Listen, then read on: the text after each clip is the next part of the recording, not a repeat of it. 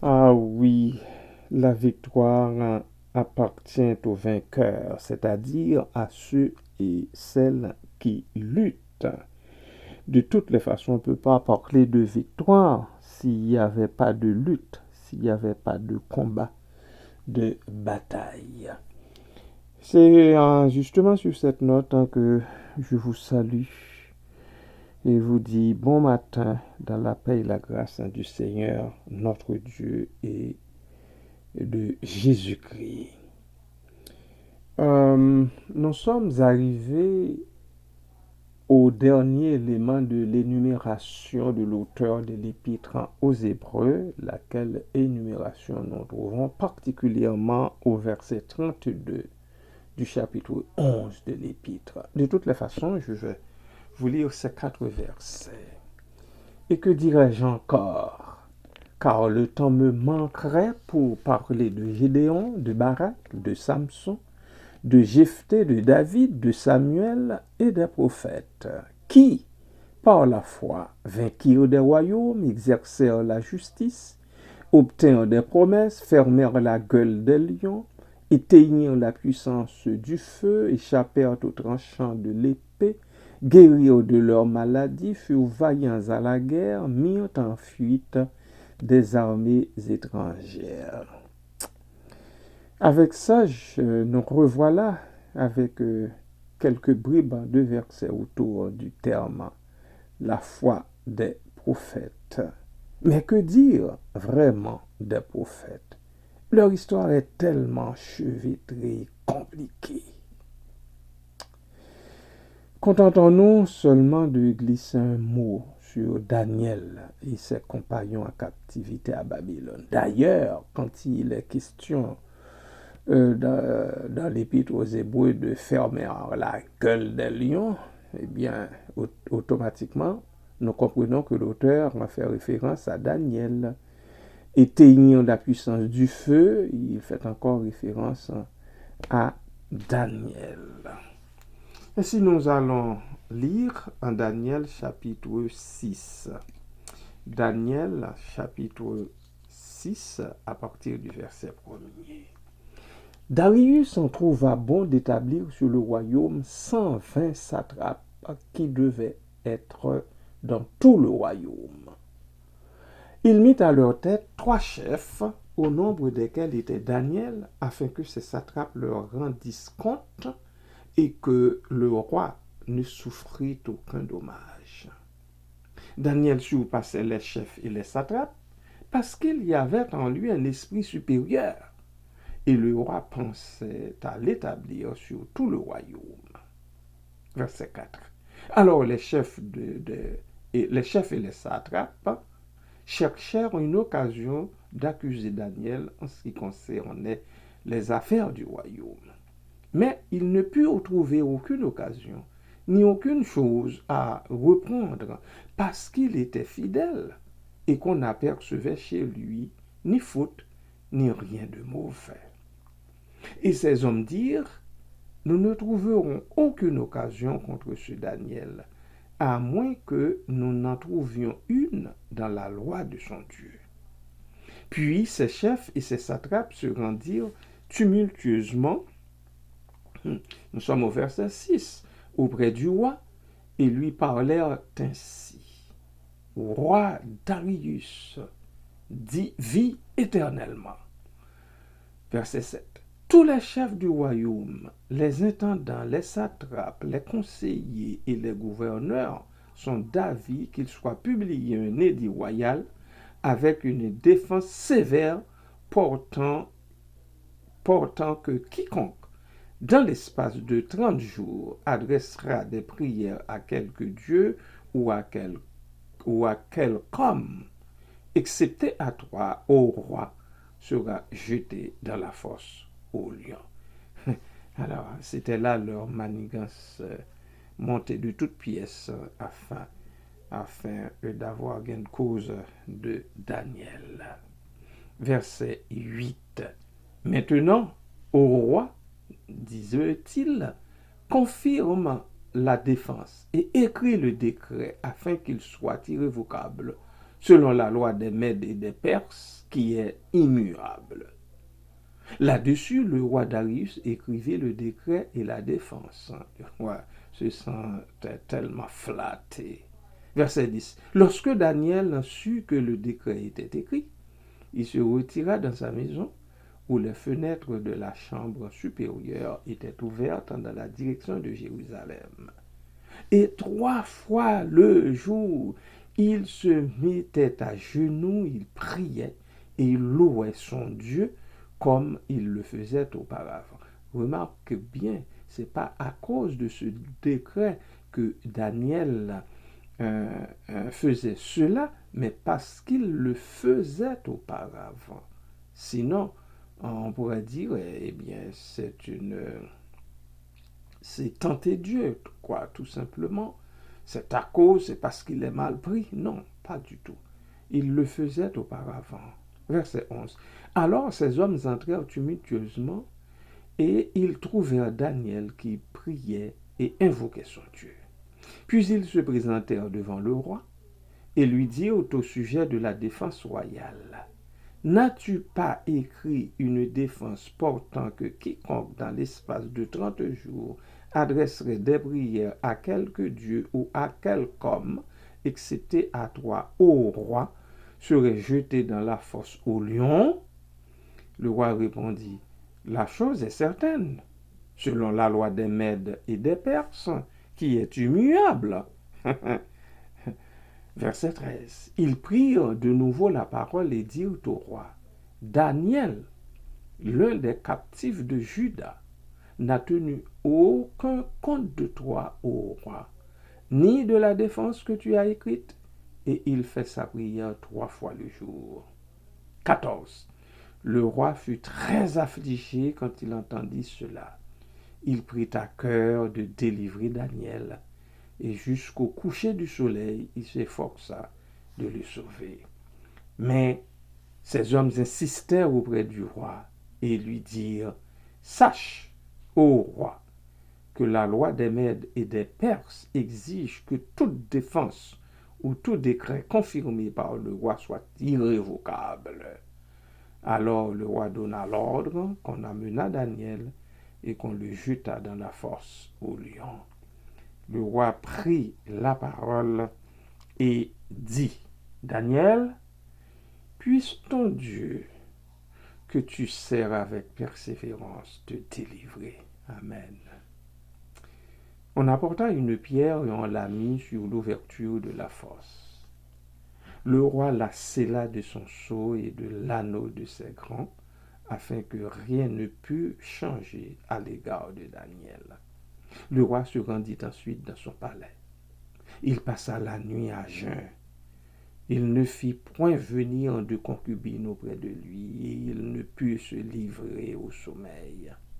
Le roi se leva au point du jour avec l'aurore, et il alla précipitamment à la fosse au lion.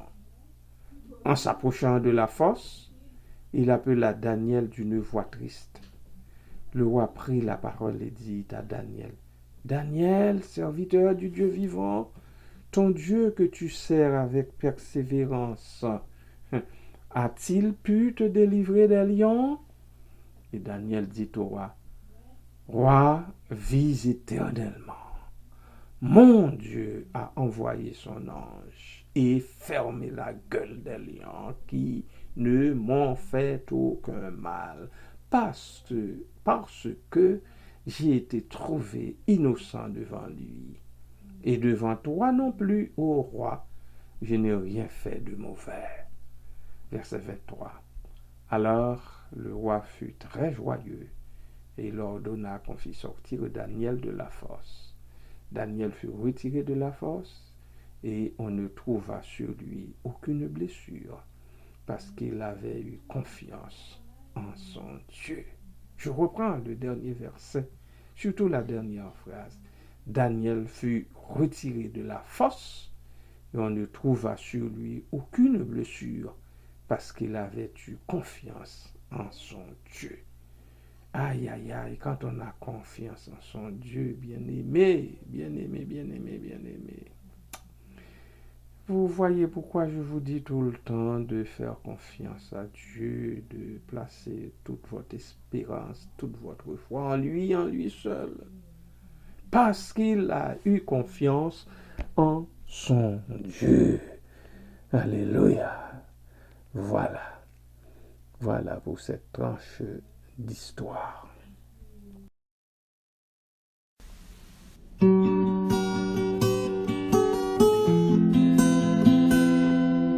Plus que vainqueur, telle est notre devise. Plus que vainqueur, bien que persécuté, car la victoire à la croix fut acquise par le Sauveur qui nous a rachetés. Car la victoire à la croix fut acquise par le Sauveur qui nous a rachetés. Suivons le Christ jusque sur le calvaire, ayons toujours seulement devant nos yeux. Si nous souffrons avec lui sur la terre, nous régnerons avec lui dans les cieux. Si nous souffrons avec lui sur la terre, nous régnerons avec lui dans les cieux.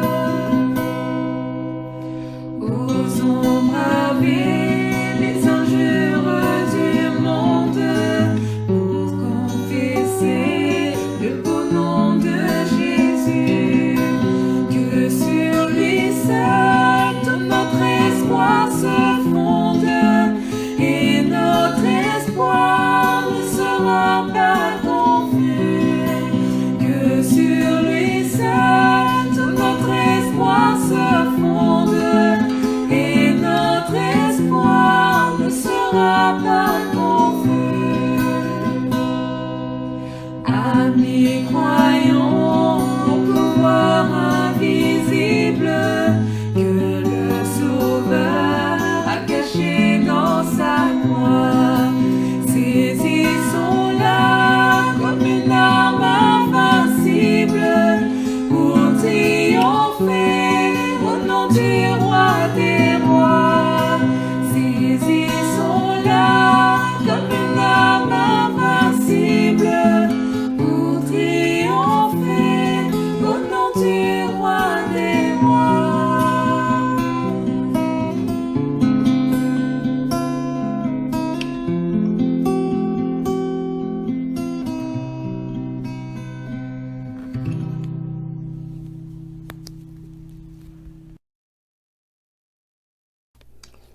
Ah, wow. Et maintenant, voyons Daniel chapitre 3. Le roi Nebuchadnezzar fit une statue d'or haute de 60 coudées et large de 6 coudées. Il la dressa dans la vallée de Dura, dans la province de Babylone.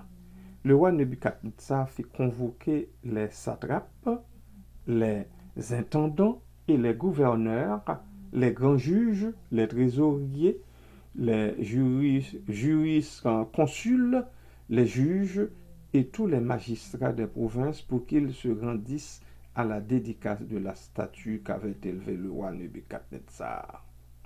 Alors les satrapes, les intendants et les gouverneurs, les grands juges, les trésoriers, les jurisconsuls, les juges et tous les magistrats des provinces s'assemblèrent pour la dédicace de la statue qu'avait élevée le roi Nebuchadnezzar.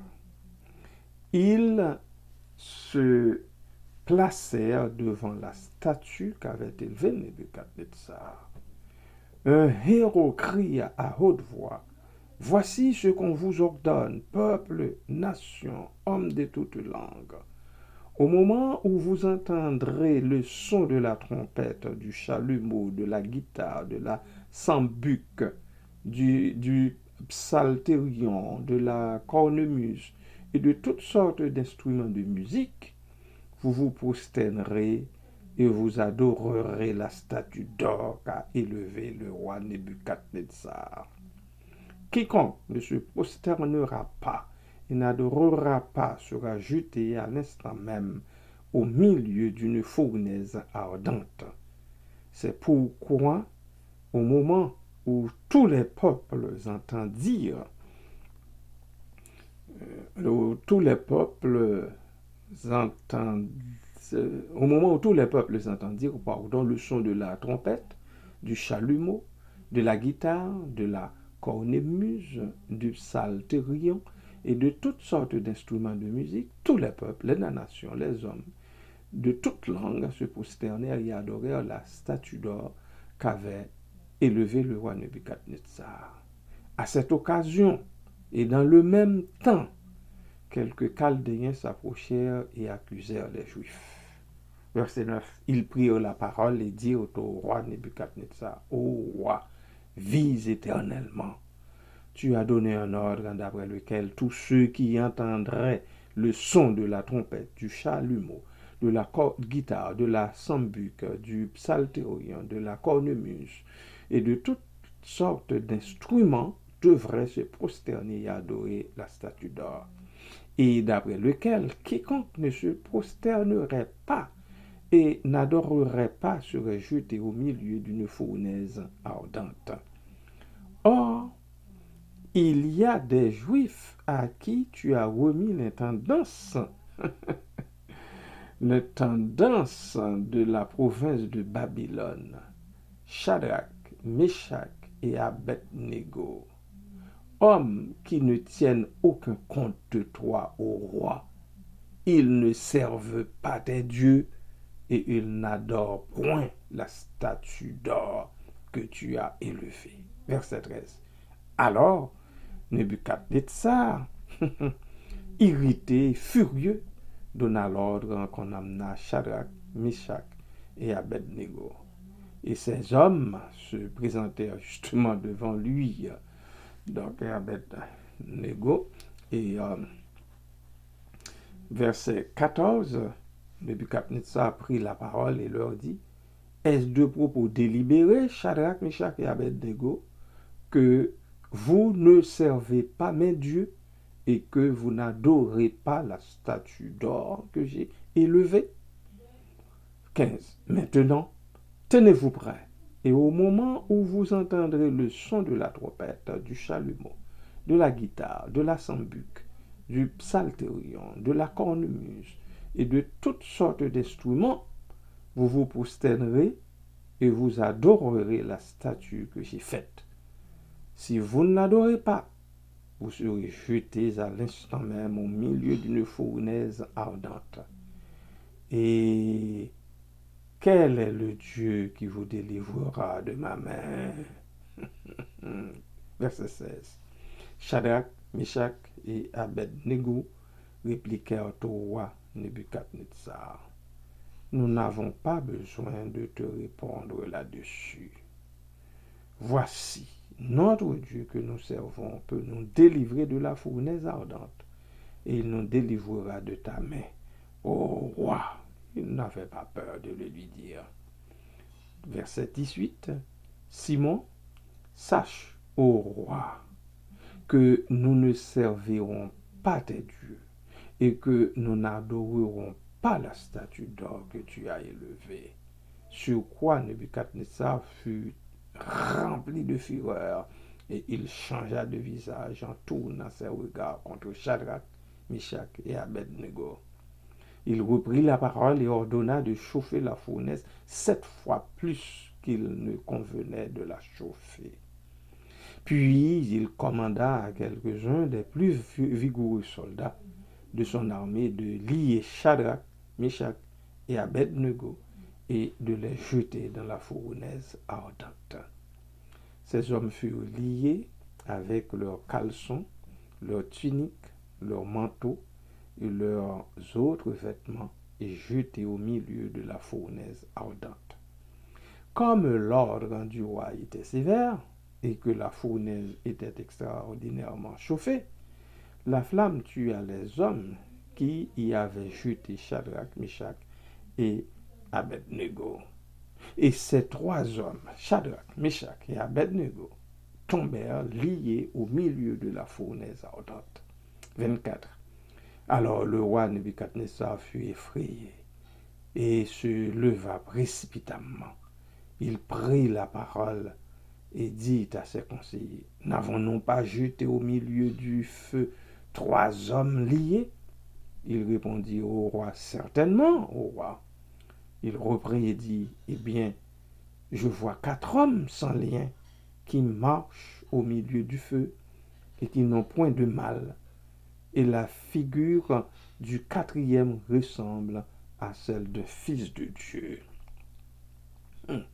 Ensuite, Nebuchadnezzar s'approcha de l'entrée de la fournaise ardente. Et prenant la parole, il dit, Shadrach, Meshach, Abednego, serviteurs du Dieu suprême, sortez et venez. Et Shadrach, Meshach et Abednego sortirent du milieu du feu. Les satrapes, les intendants, les gouverneurs et les conseillers du roi s'assemblèrent. Ils virent que le feu n'avait eu aucun pouvoir sur le corps de ces hommes et que les cheveux de leur tête n'avaient pas été brûlés, que leurs caleçons n'étaient point endommagés et que l'odeur du feu ne les avait pas atteints. Verset 28. Nebuchadnezzar prit la parole et dit, béni soit le Dieu de Shadrach, de Meshach et d'Abednego, lequel a envoyé son ange et délivré ses serviteurs qui ont eu confiance en lui et qui ont violé l'ordre du roi et délivré leur corps plutôt que de servir et d'adorer aucun autre Dieu que leur Dieu. Voici maintenant l'ordre que je donne. Tout homme, à quelque peuple, nation ou langue qu'il appartienne, qui parlera mal du Dieu de Shadrach, de Meshach et d'Abednego, sera mis en pièces, et sa maison sera réduite en un tas d'immondices, parce qu'il n'y a aucun autre Dieu qui puisse délivrer comme lui. Après cela, le roi fit prospérer Shadrach, Meshach et Abednego de la province de Babylone. Encore une fois, bien-aimés, c'est là l'histoire de ces trois serviteurs de Dieu. L'histoire de ces trois serviteurs de Dieu. Je voudrais vous faire remarquer qu'à deux reprises, le roi a rendu lui-même témoignage pour ces trois serviteurs de Dieu. Verset 26, le roi dit, Shadrach, Meshach et Abednego, serviteurs du Dieu suprême. Alléluia. Notre Dieu, c'est le Dieu suprême, bien-aimé. Et verset 28, le roi qui bénit, qui bénit le nom de Dieu. Béni soit le Dieu de Shadrach, de Meshach et d'Abednego, lequel a envoyé son ange et délivré ses serviteurs qui ont eu confiance, regardez ça, en lui, et qui ont violé l'ordre du roi et livré leur corps. Ils ont préféré livrer leur corps plutôt que de servir et d'adorer aucun autre Dieu que leur Dieu. Et toi, qu'est-ce que tu fais de ton Dieu?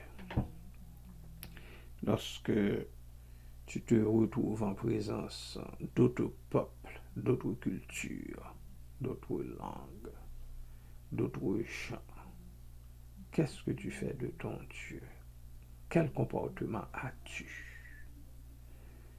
Je te laisse dans le soin de répondre à cette question. Pour l'instant, nous allons entendre un morceau de musique libre de nos chaînes avant que nous nous plongions en prière devant le Dieu suprême et grand. Soyez richement bénis, bien-aimés du Seigneur en Jésus-Christ.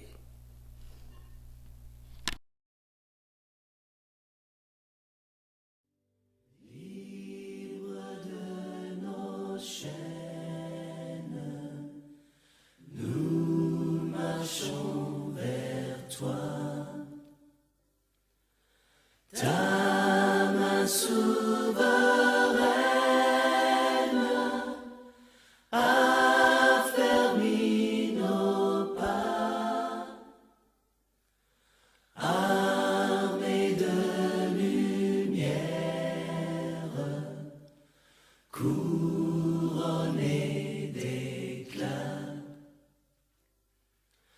Soyons sur la terre,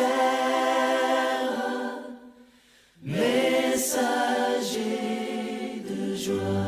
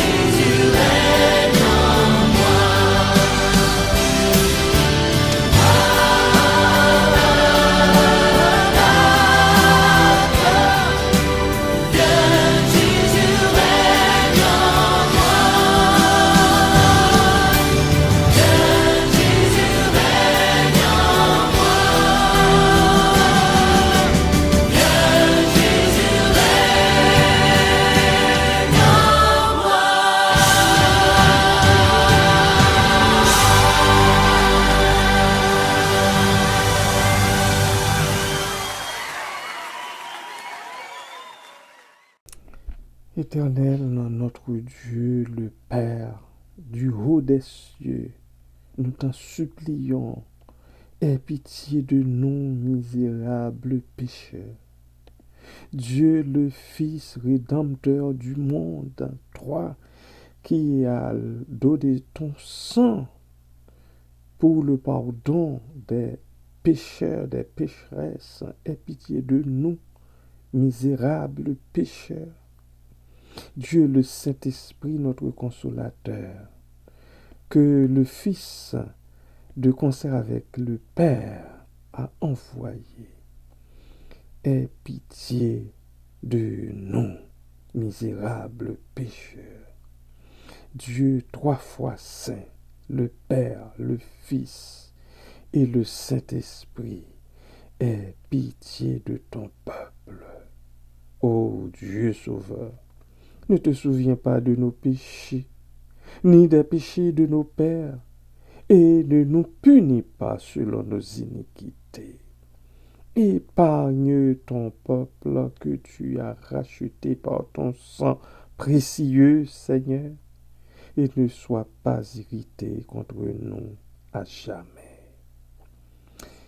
De tout mal et de toute méchanceté, du péché, des ruses et des assauts du démon, de ta juste colère et de la damnation éternelle. Épargne-nous, Seigneur. Délivre-nous, nous t'en supplions, ô Dieu, de l'aveuglement du cœur, de l'orgueil, de la vaine gloire et de l'hypocrisie, de l'envie, de la haine, de la malice et de tout manque de charité. Délivre-nous, nous t'en supplions, ô Dieu, de l'impureté et de toute autre faute mortelle, de toutes les illusions du monde et de sa convoitise, de toutes les séductions de la chair. Délivre-nous, nous t'en supplions, ô Dieu, de la foudre, des tempêtes, des tremblements de terre, des épidémies et de la famine, de la guerre et du meurtre, de l'impréparation à une mort subite, ô Dieu. Délivre-nous, Seigneur, de la discorde et de la violence, de toute fausse doctrine, de l'hérésie et du schisme, des divisions, des sectes, de l'endurcissement du cœur, du mépris de ta parole et de tes commandements. Ô Dieu, sauve-nous. Ô Christ, par le mystère de ton incarnation et de ton humble naissance, par ton baptême, ton jeûne et tes tentations, ô Seigneur, sauve-nous. Par ton agonie et ta sueur de sang, par ta croix et ta passion, par ta mort et ta sépulture, par ta résurrection et ta glorieuse ascension, par la venue de ton Saint-Esprit. Sauve-nous, Seigneur, nous pauvres pécheurs, nous t'en supplions, exauce-nous. Daigne diriger ta sainte Église, Seigneur, dans la voie droite, et daigne éclairer tous ces ministres de la vraie connaissance de ta parole, Seigneur, afin qu'ils l'annoncent fidèlement. Oui, Seigneur, ils devront l'annoncer fidèlement sous l'onction de ton Saint-Esprit. Faire régner une paix durable et une concorde sincère entre tous les princes et les chefs chrétiens. Dirige leur cœur pour qu'ils mettent en toi leur confiance et pour qu'ils recherchent toujours ton honneur et ta gloire et non la leur, Seigneur. Daigne accorder à tous les peuples et à leurs dirigeants l'union et la paix, et à tous les hommes des cœurs disposés à t'aimer, à te craindre et à vivre selon tes commandements. Daigne, ô Dieu, nous garder et nous affermir dans ton service. Élève nos cœurs vers les choses qui sont en haut. Bénis nos proches, Seigneur, et tous ceux qui nous ont fait du bien, et préserve leurs âmes de la perdition éternelle. Daigne ramener dans le chemin de la vérité, de ta vérité, ceux et celles qui ont été victimes de l'erreur et du péché. Fortifie ceux et celles, ô Dieu, qui sont debout, et relève ceux et celles qui sont tombés. Merci Seigneur. Merci Papa. Viens en aide à tous ceux et celles qui sont dans le danger, la nécessité ou les tribulations. Protège ceux qui sont en voyage, Seigneur. Secours celles qui vont être mères. Soigne les malades, Seigneur. Aie compassion des prisonniers, Seigneur. Prends la défense des opprimés et des délaissés et pourvois à leurs besoins, Seigneur. Vois, ô Dieu, ma sœur Yolène et mon frère qui doivent entreprendre les voyages jusque là-bas, Seigneur, en Haïti, afin de procéder aux obsèques de cette mère de cette maman, de tout le monde, de cette femme de foi, Seigneur, sœur Solange. Merci Seigneur, merci parce que elle a pu fermer ses yeux dans tes bras d'amour. Papa, papa, que ton cordon de sécurité soit autour de Yolène, autour de Pierre Richard, Seigneur. Merci papa de nous conserver les fruits aussi de la terre et nous accorder le pain quotidien. Seigneur, merci. Pardonne à ceux qui nous haïssent, nous calomnient et nous persécutent, et daigne changer leur cœur et les nôtres. Remplis-nous, Seigneur, de ton Esprit Saint, afin que nous amendions notre vie selon ta parole, et accorde-nous, avec un vrai repentir, le pardon de nos péchés, de nos négligences et de nos imperfections. Exauce-nous, Seigneur, ô Fils de Dieu, nous t'en supplions. Exauce-nous, Fils de David, aie pitié de nous. Jette un regard propice sur la détresse de nos cœurs. Pardonne miséricordieusement les péchés de ton peuple. Regarde charitablement nos afflictions, Seigneur. Daigne exaucer nos supplications. Montre-nous, Seigneur, ta miséricorde et accorde-nous ton salut et ta paix dans le nom de Jésus. Nous te demandons toutes ces grâces. Amen. Amen. Alléluia. Bien-aimés du Seigneur, soyez en paix. Soyez en paix. Continuez à faire confiance, une confiance pleine et entière à votre Seigneur, à votre Dieu. En toutes circonstances, il agira. Un dernier morceau de musique avant que nous nous élancions dans la carrière de cette nouvelle journée. Soyez bénis en lui. Bye bye.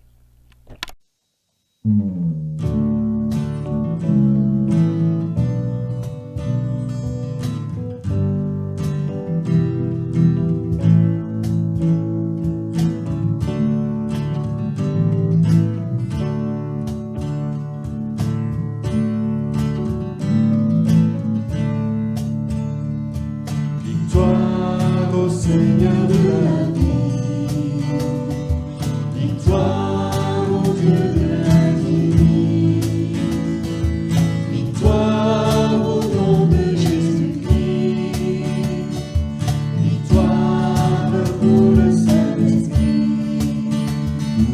le règne est pour le Tout-Puissant, le règne pour lui dans tous les temps. Car l'âme